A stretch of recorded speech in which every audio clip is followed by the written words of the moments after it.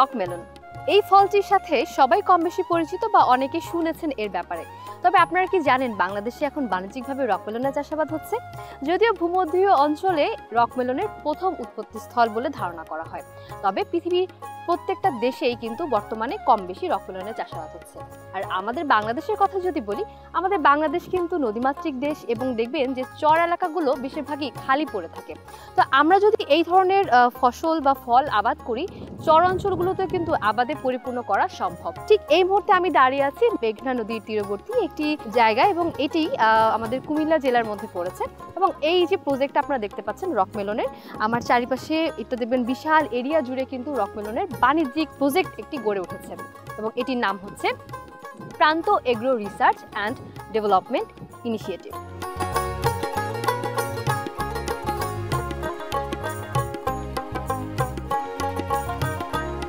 আমি কিন্তু শুনে এসেছি আপনি একজন কৃষি গবেষক।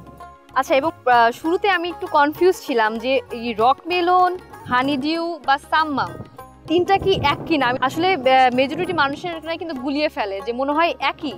যে হানিডিউ, রক মেলন, কেউ বলেন যারা মিডল ইস্টে থাকেন তারা বলেন সাম্মাম। আমি একটু সহজে বলি, এটা হলো এই যে দেখেন এই ফলটা প্রথমে চাল কুমড়ার মতো হয়, চাল কুমড়ার মতো হবে। এটা যখন পাকবে তখন এই যে এখানে যে ফলটা আছে এটার মতো একটা মাস্কিং হবে, মানে এটা আরেকটু কালার চেঞ্জ হবে, তো আরেকটু কালার চেঞ্জ হবে, সাদা হবে। এবং এখানেকার এই যে রেখাগুলো এই মাকড়সার জালের মতো, এটা আরো স্পষ্ট হবে। যত বেশি পাকবে, ম্যাচিউরড হবে, এটা আরো বেশি স্পষ্ট হবে। এই যে মাস্ক হয়, এই জন্য এটাকে অনেকে বলে মাস্ক মেলন। আমেরিকা, ক্যালিফোর্নিয়া ওই অঞ্চলে যখন হয় এই জন্য এটাকে আবার ওদিকে বলে রক মেলন। অনেকে আদর করে বলে ক্যান্টালোপ। ক্যান্টালোপ, হ্যাঁ। তাহলে আমরা যেটা দেখলাম ক্যান্টালোপ, রক মেলন এবং মাস্ক মেলন, এই তিনটা একই জিনিস। আচ্ছা। আর হানিডু যেটা, সেটা আপনার এরকম হবে কিন্তু এই ধরনের কোনো মাস্ক হবে না। এটা যখন পাকবে তখন এটা হলুদ হয়ে যাবে।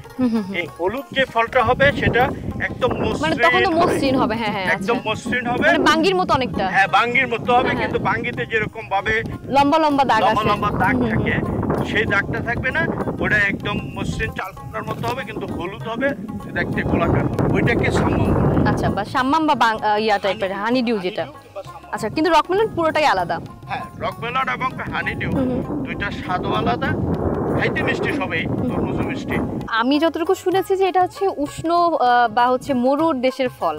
তো আমাদের বাংলাদেশে আসলে তো বালি জাতীয়, মানে চর এলাকায় আমরা দেখি যে বালি জাতীয় মাটি পাওয়া যায়। তবে আপনি এখানে যে করেছেন মানে এই রক মেলনের চাষাবাদটা, তো এটা আমাদের বাংলাদেশের জন্য আসলে কতটুকু সম্ভাবনাময়, বা আসলে কৃষকরা যদি রক মেলন চাষে উদ্বুদ্ধ হয় তারা কি সম্ভাবনার মুখ দেখবে কিনা? প্রথমে আমি যেটা আপনাকে বলবো যে আপনার জানার ভিতরে একটু গলদ আছে। গলদ হলো যে আমরা ধারণা করতেছি যে এটা বোধহয় মরুর দেশের ফল কিংবা উষ্ণ এলাকার ফল। আসলে তা না, এটা বেসিক্যালি মাটির উপর ডিপেন্ড করবে, যেটা বেলে দোআঁশ মাটি। তো বেলে দোআঁশ মাটির ভিতরে আবার এখানে এই ফলটার সেন্সিটিভিটি আমাদের বাংলাদেশে অনেক বেশি, যেটা আপনি বলছেন যে বাংলাদেশে সম্ভব কিনা। আমি এটা নিয়ে 6 বছর গবেষণা করছি। তো 6 বছরের গবেষণায় সারা পৃথিবীর কোন কোন জায়গায় এই জিনিসগুলো তৈরি হয়, ফলটা উৎপাদন হচ্ছে, সেটা আমি দেখলাম যে এই জিনিস আমেরিকা, ক্যালিফোর্নিয়ার মতো মরু এলাকায় হয়, সৌদি আরব, দুবাই ওই এলাকায় হচ্ছে, আবার থাইল্যান্ড, মালয়েশিয়া, ইন্দোনেশিয়া ওই এলাকায় হচ্ছে। ইভেন আমি সিঙ্গাপুরে বাড়ির ইয়ার্ড যেটা, ওখানেও এই ফলাচ্ছে দেখে আসছে, মাচার মধ্যে চলে আসে।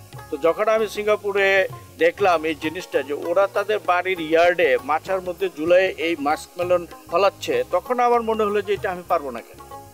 ওরা যদি এখানে একজন সাধারণ মানে কি বলে শিক্ষিত ভদ্রলোক পারে, তা আমি পারবো না কেন? আমি একটু গ্রামে যাই, আমার নিজের মতো করে চেষ্টা করি। ওয়েদারের সাথে খুব সেন্সিটিভ একটা ফল। আপনি যে কথাটা বলছেন যে বাংলাদেশে এটা চাষ করা সম্ভব কিনা, এখনো আমরা এই পর্যায়ে সিদ্ধান্ত নিতে পারি যে এটা খুবই সম্ভব এবং আমরা গত 3 বছর যাবৎ করে সাকসেসফুল। তবে কৃষকদেরকে আমরা এখানে, আমাদের নিচে অডিটোরিয়াম আছে, এখানে আমরা এটা নিয়ে তাদেরকে লার্নিং প্রসেসের ভিতরে নিয়ে আসতেছি, যে চারা থেকে শুরু করে একটা বীজ থেকে চারা তৈরি করা, চারা থেকে এই যে ফলটাকে নেওয়া এবং পাকার পরে হারভেস্টিং, এইটা প্রত্যেকটা স্টেপই খুব যত্ন নিতে হয়। রকমেলন চাষাবাদ নিয়ে আমাদের কৃষকদের তো অনেক আগ্রহ রয়েছে, বিশেষ করে যারা জানেন না। তা আপনি যেহেতু এটা নিয়ে গবেষণা করেছেন এবং লাস্ট 3 বছর বাণিজ্যিকভাবেই আপনি রকমেলনের চাষাবাদ করছেন, তো ভাই মাটিটা আসলে কিভাবে প্রস্তুত করতে হয়? মাটিটা আসলে মানে অ্যাজ ইউজুয়াল যে অন্য যে কোনো ফসল যখন আমরা চাষ করি, যেমন তরমুজ চাষ করি কিংবা গোলালু চাষ করি, মাটিগুলো ঠিক অ্যাজ ইউজুয়াল ভাবে চাষ করা হয়। চাষ করার পরে ডিপেন্ড করে যে আমি কোন পদ্ধতিতে ফসলটাকে হারভেস্টিং করব। যেমন আমার এখানে দেখেন আমরা কতগুলো এই যে আইল অথবা কেল বলে যেটাকে, সেইভাবে করে নিয়েছি। তাতে আমার হ্যাঁ এটা পরে মালচিং দিয়ে ঢেকে দিছি। মালচিং বলতে যে মাটিটাকে প্রোটেক্ট করা। তো এইভাবে কেল করে করার একটা সুবিধা হলো কি যে আমরা মাঝখান দিয়ে যে ক্ষেতের যত্ন নিতে পারি, আর আগাছা যেটা আছে সেটা এখানে থাকে, গাছগুলোকে এফেক্ট করতে পারে না আগাছা। প্রথম মাটিটা যেটা বললেন যে আমরা মাটিতে জৈব পদার্থের পরিমাণ বেশি দিই। বেশি দেওয়ার কারণ হলো এটা আপনি যত বেশি জৈব পদার্থ দেবেন, দ্যাট ইজ গোবর এবং খোল সার যত বেশি দিতে পারবেন, গাছ তত বেশি শক্তি পাবে, মাটির উর্বরতা বৃদ্ধি পাচ্ছে, উর্বরতাও বৃদ্ধি পাবে। প্লাস এই গাছগুলোর জন্য স্পেশালি আমাদের এই যে মেলন জাতীয় গাছ, জৈব সারের প্রয়োগটা বেশি করতে পারলে সুবিধা বেশি। এই মেলন জাতীয় ফলের ক্ষেত্রে আমরা অনেককেই দেখেছি মাচা ব্যবহার করতে কিংবা গ্রিন হাউস পদ্ধতি ব্যবহার করতে। তা আপনি এই যে মাটিতে মালচিং দিয়ে এটা করেছেন, তা আসলে কোনটা বেশি মানে ইফেক্টিভ বলা যায়? আমি বলবো যে আসলে খরচ কোনটা কম সেটার উপর বেশি মনোযোগ দিতে হবে। আমি যেহেতু এখন কমার্শিয়ালি করি, এই জন্য আমি দেখি যে সবচেয়ে কম খরচে কিভাবে বেশি আউটপুট পাওয়া যায়। গ্রিন হাউস অত্যন্ত ব্যয়বহুল। আমার এখানে গ্রিন হাউস আছে, আপনি ওই পাশে দেখবেন, আমরা ওখানে শুধুমাত্র বীজগুলো তৈরি করার, বীজ থেকে চারা তৈরি করার জন্য ব্যবহার করি। কারণ গ্রিন হাউসে যে এনভায়রনমেন্ট কন্ট্রোল করার ব্যাপার থাকে সেটা অত্যন্ত ব্যয়বহুল। আরেকটা যেটা বলছেন মাচাও কিন্তু আপনাকে এই তৈরি করতে গেলে পয়সা অনেক বেশি খরচ করতে হবে, কারণ মাচার জন্য বাঁশ লাগবে, অনেকগুলো খুঁটি লাগবে এবং এটার জন্য লেবার কস্ট আছে। সবগুলো এই প্রোডাকশন কস্টের সাথে যোগ হবে। এই জন্য সবচেয়ে সহজ হলো যদি আপনি এই মাটির ভিতরে তৈরি করতে পারেন, এবং এটা আমি দেখছি বাণিজ্যিকভাবে বিভিন্ন দেশে যারা তৈরি করে তারা এইভাবেই বেশি তৈরি করে। এখানে একটা ডিমেরিটস আছে, সেই ডিমেরিটসটা হলো যে আপনি যখন এইভাবে মালচিংয়ের উপরে ওপেন ফিল্ডে দিয়ে দিবেন, তখন ফলগুলো সবগুলো একেবারে হাই কোয়ালিটির হবে না, মানে এক এক রকমের হবে। প্লাস আপনার দেখা যাবে মাটির দাগ ফলের ভিতরে লেগে যাবে। যখন এটা এক্সপোর্টে যাবে, আমাদের টার্গেট আমরা এক্সপোর্টে যাব, এবং আমি এই এলাকার মানুষজনকে এই জন্য এই চাষটাকে শিখাইতে চাচ্ছি যে আমরা যদি আমাদের এই মেঘনা অথবা কুমিল্লা জেলায় কিংবা মেঘনা উপজেলায় অনেককে যদি আমি চাষটা ইনভলভ করতে পারি, তখন দেখা যাবে যে প্রচুর পরিমাণে এই রকমেলন তৈরি হচ্ছে। সেটা যদি রপ্তানি করা যায় তখন কিন্তু আমাদের আর্থিকভাবে এলাকার কৃষকরা লাভবান হবে, প্লাস দেশও লাভবান হবে বৈদেশিক মুদ্রা অর্জনের ক্ষেত্রে। আমরা বলবো যে ব্যয়বহুল একটা ফল এটা। হ্যাঁ, ব্যয়বহুল ফল, কিন্তু যখন আমি তৈরি করি তখন কিন্তু আমার ব্যয়বহুল হয় না। 3 থেকে 350 টাকা দরে বিক্রি করতে পারি এক্সপোর্টের ক্ষেত্রে, আমার অনেক হিউজ লাভ হবে। আমরা এখন এটা 200 টাকা বিক্রি করি, তাতেও আমাদের অনেক লাভ। 1 একর জমিতে আমরা এখন 6000 চারা করি। 6000 চারা করলে আমার অন এন অ্যাভারেজ প্রতি গাছ থেকে 4 থেকে 5 কেজি ফল আসে। তাহলে 6000 চারা থেকে 24000 ফল কমপক্ষে আসে। তো 24000 ফলকে যদি 200 টাকা করে বিক্রি করি, তাহলে আমার কত আসে? 48 লক্ষ টাকা।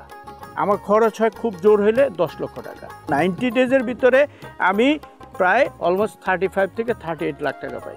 আমি যখন এটা এক্সপোর্টে যাব তখন এটা 300-350 টাকা বিক্রি করতে পারবো।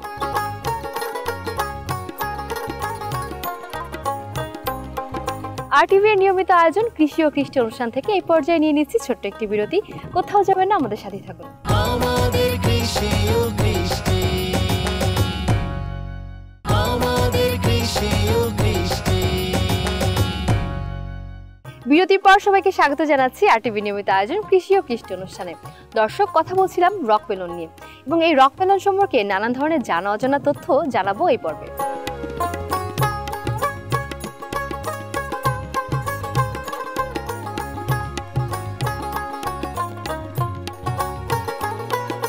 আসলে এই যে আপনি যেটা বলছেন যে শুরুতে আমরা যেভাবে জমিনে করছি মালচিং দিয়ে, তার পরবর্তীতে হয়তো বা আপনি হচ্ছে মাচার বা ওই পদ্ধতিতে ওইটা হলো আপনি ডিপেন্ড করবেন। আপনি যদি এক্সপোর্টে যান তখন আপনার ফলের কোয়ালিটি অনেক বেশি স্পেশাল হতে হবে। আপনাকে কম্পিটিশন করতে হবে জাপানের সাথে, আপনাকে কম্পিটিশন করতে হবে মালয়েশিয়া, থাইল্যান্ডের সাথে।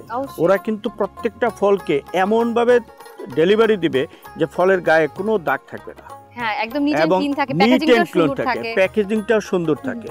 তো সেই ক্ষেত্রে আপনাকেও ঠিক ওই মাপেই ফলটা তৈরি করতে হবে। মাচার উপরে ঝুলাইয়ে দেবেন অথবা মাটির থেকে এটাকে একটু উপরে উঠে রাখবেন, সোজা কথা মাটির কন্ট্যাক্টে থাকবে না ফলটা, গাছ তো থাকবে অবশ্যই। ফলটা যদি মাটির কন্ট্যাক্টে না থাকে তবে সেই ক্ষেত্রে আপনি ফলের কোয়ালিটি এনশিওর করতে পারবেন। আমাদের এখানকার এই ফলটা স্পেশাল টেস্টের দিকে এবং এটা ফ্লেভারের দিকে। ফুল আসার আগ পর্যন্ত যে যত্নটা, হ্যাঁ যত্নটা কিভাবে, সেই যত্নটা আসলে কি, এটার সাথে দুইটা বিষয়। একটা হলো টেম্পারেচার যদি বেশি হয়ে যায় তখন পাতাগুলো কুকড়ে যাবে। তো সেই ক্ষেত্রে আমাদের দেশে যেটা আমরা দেখি যে আবহাওয়া খুব দ্রুত চেঞ্জ হতে থাকে, এই জন্যই আপনাকে বারবার যেটা বলছিলাম যে একেবারে বাচ্চার মতো করে নার্সিং করতে হবে। আমার যে এখানে কৃষির যারা আছে, ছেলে আছে, কৃষি অফিসার আছে, তারা কিন্তু প্রত্যেকদিন সকালে তাদের প্রত্যেকটা কাজ, এবং আমার নিজের, আমি ঢাকায় থাকি, আমার প্রত্যেকদিন ভিডিও দেখে কাজ হলো পাতাগুলোর কালার কি হচ্ছে। এই যে দেখেন এখানে পাতা, এই পাতাগুলো যখনই এরকম দাগ হয়ে যাবে, ফোঁটা হয়ে যাবে, তার মানে এটার ভিতরে রোগের সম্ভাবনা আছে, ফাঙ্গাস হতে পারে। সুতরাং এখানে ইমিডিয়েটলি আমাকে ফাঙ্গাস যেন না হয় সে ব্যবস্থাটা নিতে হবে। আর ফাঙ্গাস হওয়ার বা রোগাক্রান্ত হওয়ার সবচেয়ে বড় কারণটা হলো কি, গাছ যদি শারীরিকভাবে দুর্বল হয়, মাটির যদি উর্বরতা শক্তি কম হয়, বেশি করে জৈব সার দিলে মাটির উর্বরতা বেশি থাকে, সহজে গাছ রোগাক্রান্ত হয় না। ভাইয়া তাহলে এবার আপনি একটু বলেন, আপনার তো অভিজ্ঞতা রয়েছে বেশ, আপনি এটা নিয়ে গবেষণাও করছেন, তাহলে নতুন কোনো যদি কৃষক আসলে রকমেলন চাষ করতে উদ্বুদ্ধ হয় তাহলে তার কি কি বিষয় খেয়াল রেখে এই রকমেলন চাষ করা উচিত? আমি বলবো যদি নতুন কৃষক চাষ করা শুরু করতে চায় তবে তার জন্য সবচেয়ে উত্তম সময় হলো অক্টোবর। এই যে এই সিজনটায় এখন যদি ফসল করে, যেমন আমি এখন যেটা করবো, এই যে দেখেন আমার ট্রাক্টর আছে, এই ট্রাক্টর দিয়ে জমি চাষ করতেছি, এখানে সরাসরি বীজ দিয়ে দিব, অর্থাৎ আমার চারাও করতে হবে না। এখন চাষিদের জন্য যারা আসলে শিখার পর্যায়ে, লার্নিং পর্যায়ে আছে অথবা চাষি পর্যায়ে, আমাদের এখানে আমি যেরকমভাবে একেবারে খুব ইন্টেন্সিভ কেয়ার করি, আমার সাথে আমার এগ্রিকালচারিস্ট আছে, তারা খুব কেয়ার করে, কিন্তু একজন সাধারণ কৃষকের কিন্তু সেটা নাই। সেই জন্য তার জন্য সবচেয়ে উত্তম সময় হলো অক্টোবর মাসে সে যদি চাষ শুরু করে, অক্টোবর নভেম্বর এই 2 মাসের ভিতরে ফলটা লেগে যাবে। আর ডিসেম্বরের মধ্যে তখন ফলটা পাকবে, সে ডিসেম্বরের 30 তারিখের থেকে জানুয়ারির প্রথম সপ্তাহে এটা বাজারজাত করতে পারবে। এখন বাজারজাত করার ক্ষেত্রে যখন ফলটা লাগবে তখন তাকে খেয়াল রাখতে হয় যে ফলটা আমরা যখন বৃষ্টিতে করি, প্রতিকূল আবহাওয়ার সময় করি, তখন কিন্তু মাটির ভিতরে ফল থাকলে নিচের দিকে স্যাঁতসেঁত থাকার কারণে অনেক সময় দাগ পড়ে যায়, পচন ধরে যেতে পারে। অতিরিক্ত যখনই করবে, কুয়াশা যদি বেশি হয় তখন ফাঙ্গাসের আক্রমণ হতে পারে। তো ফাঙ্গাসের আক্রমণ যদি হয় সেক্ষেত্রে আমি চাষি ভাইদেরকে পরামর্শ দিব, কৃষি কর্মকর্তা আছে তাদের সাথে যোগাযোগ করার জন্য। তারা অ্যাটলিস্ট তাকে এই কুমড়া জাতীয় ফসলকে ফাঙ্গাসের হাত থেকে রক্ষা করার জন্য যে জাতীয় ছত্রাকনাশক ব্যবহার করার জন্য বলে, সেইটা যেন তারা ব্যবহার করে। আমাদের দেশের আবহাওয়া তো কন্টিনিউয়াসলি চেঞ্জ হতে থাকে, আর এখন আসলে ঋতুর কোনো ঠিক ঠিকানা নেই। তো অতিবৃষ্টি হচ্ছে কিংবা অতি খরা হচ্ছে, সেই ক্ষেত্রে আসলে এই রকমেলন চাষের প্রতিকূলতার জায়গা থেকে কি কি প্রতিবন্ধকতা আপনাদেরকে ফেস করতে হয়? হ্যাঁ, এইটা হলো আসলে আমাদের সীমাবদ্ধতা, প্রকৃতির উপরে কারো কোনো হাত নেই। এখানেও তাই, যদি অতিমাত্রায় বৃষ্টি হয় তখন আমরা নিরুপায়, যে কৃষকরা আসলে প্রকৃতির কাছে অসহায়। আমরা যদি এটার বিকল্প হিসাবে গ্রিন হাউস তৈরি করা, কিন্তু গ্রিন হাউস এত ব্যয়বহুল যে আমি প্রজেক্টে 3 বছর যাবত আমরা বাণিজ্যিকভাবে করতেছি, তারপরেও আমি এটা করার সাহস করি না। এই জন্য আমি আমার চাষি ভাইদেরকেও পরামর্শ দিব না যে তোমরা গ্রিন হাউস করে এটা করা। গ্রিন হাউস আসলে আমাদের দেশের মতো জায়গায় যারা এই এক্সপোর্ট করার এখনও ফ্যাসিলিটিস তৈরি হয় নাই, বা আমাদের ডোমেস্টিক মার্কেটও অত স্ট্রং না, গ্রিন হাউসটা আমরা এইভাবে চিন্তা করি না। এই জায়গাটায় আমরা চেষ্টা করি বৃষ্টির সিজনটাকে ম্যাচ করে আমি যখন চারাটা লাগাই, অ্যাটলিস্ট 15 দিন সময় আমার হাতে আছে কিনা। এই 15টা দিন আমি যখন চারাটা গ্রিন হাউস থেকে, যে ছোট বীজ থেকে যে চারাটা করব, সেই চারাটা যখন মাটিতে এখানে দেব মালচিংয়ে, 15 দিন আমি কতটুকু বৃষ্টি হবে, ওই বৃষ্টিটা সহ্য করার মতো যদি বৃষ্টি হয় আমি লাগাবো, আদারওয়াইজ আমি ওয়েট করবো। আসলে আমরা কৃষকেরা প্রকৃতির কাছে অসহায়, তারপরও তো আসলে বলে না আশায় বুক বাঁধে চাষা, মানে কৃষিকাজ তো করতেই হবে। আর যারা মাটি বা শেকড়কে ভালোবাসে তারা কিন্তু এটা ছাড়া থাকতে পারে না। যেমন আপনাকে দেখে আমার তাই মনে হলো যে আপনি আসলে এটা নিয়ে রীতিমতো গবেষণা করে যাচ্ছেন যে কিভাবে আরো ভালো করা যায়, যেহেতু আপনি বলছেন এক্সপোর্টের আপনার চিন্তা ভাবনা আছে। আমি একটু জানতে চাই, যখন আপনি গ্রিন হাউস থেকে এখানে চারাটা রোপণ করলেন, এখান থেকে কতদিন সময় লাগে আসলে ফুল আসতে? এটা 30 দিন পরে ফুলটা আসবে। যখন আমি চারাটা এখানে আসবো 30 দিন পরে ফুল আসবে। টোটাল পিরিয়ড হলো 90 ডেজ। 90 ডেজের ভিতরে আপনার ফলটা পরিপূর্ণ পুষ্ট হবে এবং এখান থেকে মাটির থেকে নিয়ে যাবে। তবে এটা কিন্তু মনে করার কারণ নেই একই ফল একই গাছ বারবার ফল দেয়, তা কিন্তু না। 90 ডেজ পরে কিন্তু এই গাছটা মরে যাবে। তারপরে আমরা ওই জমিটাকে একটু রেস্ট দিব এবং আরেকটা জমিতে আমরা এই কাজটাই করব। যেমন এখানে দেখেন এই পাশে আমি হারভেস্ট শুরু করব। এই এক সপ্তাহ পর দিয়ে এখান থেকে হারভেস্ট করব। এই হারভেস্টিংটা শেষ হবে, এরপরে যখন এটা এই যে অলরেডি এখানে দেখেন এই যে ফল শুরু হয়ে গেছে। হ্যাঁ, এবং কিছু ফুলও আছে দেখছি, তাহলে এবং ফলও ধরা শুরু হয়েছে। এইটা আবার আপনার দেখবেন যে 90 ডেজ অর্থাৎ এখান থেকে আর 40 দিন পরে এখান থেকে আবার হারভেস্টিং শুরু হবে। অর্থাৎ এক একটা গাছ 90 দিন বাঁচবে। 90 দিনের ভিতরে এটা ফল শেষ। আমরা যেটা বলছিলাম বছরে 3 বার, এই কারণে যে 90 পূরণ 3 2 নং 70, 270 দিন আপনার বছর আছে 365 দিন। তাহলে 270 আর 365 আপনার 95 ডেজ আপনার হাতে আছে। সুতরাং আপনার জমিতে রেস্ট দিতে পারেন। আমি এই ফসলটা এখানে একবার করলাম, এরপরে আবার আরেকটা ওখানে করব, তারপরে আবার আরেক দিকে করব, এইভাবে ঘুরে ঘুরে করব। আমাদের কিন্তু বছরে 3 বার আর কি। 3 বার বলতে কি, আমি শুরু করছি হারভেস্টিং আগস্টের থেকে। আগস্টে হারভেস্ট করলাম, সেপ্টেম্বরে করলাম, অক্টোবরে করব, নভেম্বরে করব, ডিসেম্বরে করব, জানুয়ারিতে করব, এরপরে আর হারভেস্ট হবে না। যে নভেম্বরের সময় যদি চারা লাগানো হয় তো সেইটা কিন্তু ফল পাওয়া যায়, কারণ তখন প্রচণ্ড শীত থাকে। ওই শীতে গাছের বৃদ্ধি ব্যাহত হবে, ফুল থেকে ফল আসবে ছোট, কিন্তু এটার বৃদ্ধি করবে না। এই যে আমার হাতে একটা রকমেলন দেখতে পাচ্ছেন, এটা কিন্তু বাংলাদেশের ভবিষ্যৎ বলছি এই কারণ বাংলাদেশে এই রকমেলনের কিন্তু ব্যাপক চাহিদা রয়েছে। এই ফলটি যেমন খেতে সুমিষ্টি এবং সেই সাথে এটার কিন্তু ঔষধি গুণও রয়েছে। সুতরাং যদি শরীরকে সুস্থ রাখতে হয় তাহলে কিন্তু বেশি বেশি রকমেলন খেতে হবে। আর রকমেলনের চাহিদা বাড়াতে আমাদের কিন্তু বেশি বেশি রকমেলন চাষে উদ্বুদ্ধ হতে হবে। দর্শক, এই পর্যায়ে নিয়ে নিচ্ছে RTV নিয়মিত আয়োজন কৃষি ও কৃষি অনুষ্ঠান থেকে আরও একটি বিরতি। আমাদের সাথে থাকুন। আমাদের কৃষি ও কৃষ্টি, আমাদের কৃষি ও কৃষ্টি। বিরতির পর সবাইকে আরও একবার স্বাগত জানাচ্ছি RTV নিয়মিত আয়োজন কৃষি ও কৃষি অনুষ্ঠানে। দর্শক, রকমেলন সম্পর্কে আমরা ইতিমধ্যে কিন্তু অনেক কিছুই জেনেছি এবং বাংলাদেশে এটার যে সম্ভাবনা রয়েছে এবং কিভাবে আরও এটা সম্প্রসারণ করা যায় সেটা নিয়ে কথা বলবো এখন।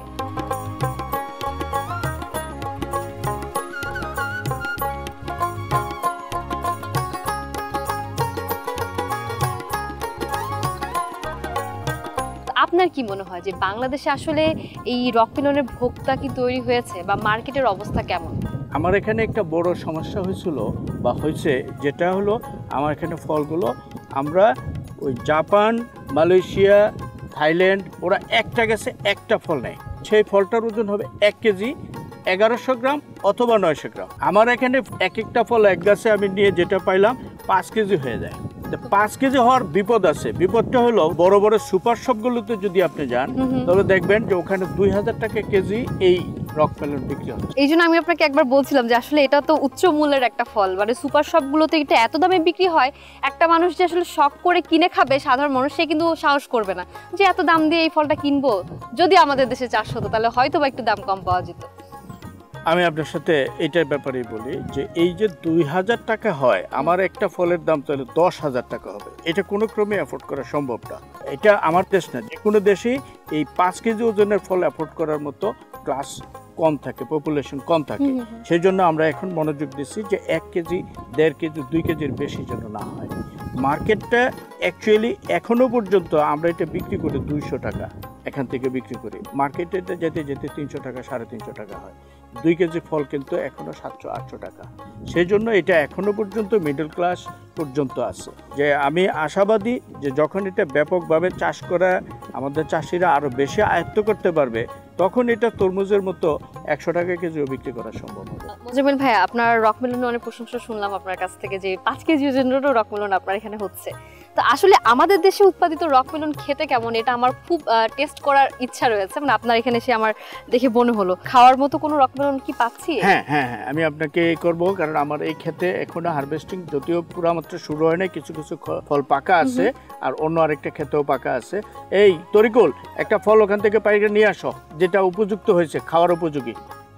তাতে ফলের সাইজ ছোট হচ্ছে, মানুষের পারচেজ ক্যাপাসিটিটার ভিতরে নিয়ে আসতে চাচ্ছি। বাহ, একদম পাকা ফলটা একটু হালকা হলুদ হয়ে যাবে, তাই তো? একটু হলুদ হবে, এবং এই যে মাস্ক যেটা আমি শুরুতে বলছিলাম যে মাস্কটা খুব দৃশ্যমান হয়ে আছে, দৃশ্যমান হ্যাঁ। হবে, তখন বুঝতে হবে যে ফলটা পাকা। আপনি যখনই কোথাও স্টোর থেকে কিনবেন তখন এই জিনিসটা খেয়াল করতে হবে। আরেকটা বিষয়, না আসলে এই যে দাম যেটা বলছিলেন যে দামের কারণে আসলে দেখা হয়নি কিনে, তো আজকে দেখি আপনার এখান থেকে খেয়ে কেমন লাগে। হ্যাঁ, কাছে দেখ একটু।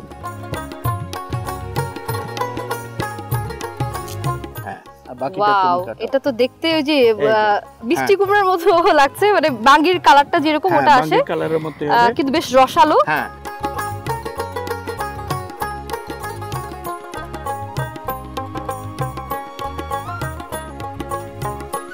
তরমুজের মতো অনেকটা স্বাদ, এর মধ্যে পানির পরিমাণও অনেক বেশি, তবে খেতে আসলে একটু অন্যরকম।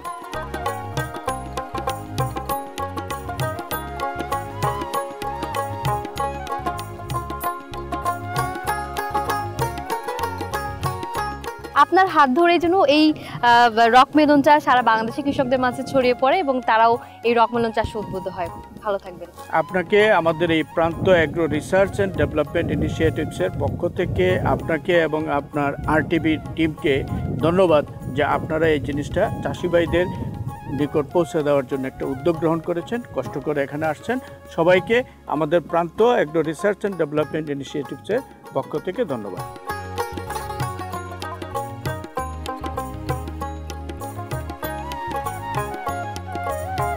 দর্শক, আপনারা যারা কৃষি নিয়ে কাজ করছেন বা কৃষিতে সাফল্য অর্জন করেছেন, আপনারা যদি আপনাদের সাফল্যের কথা আমাদের আরটিভির পর্দায় তুলে ধরতে চান, তাহলে আমাদের সাথে যোগাযোগ করতে পারেন এই নাম্বারে 018781840777।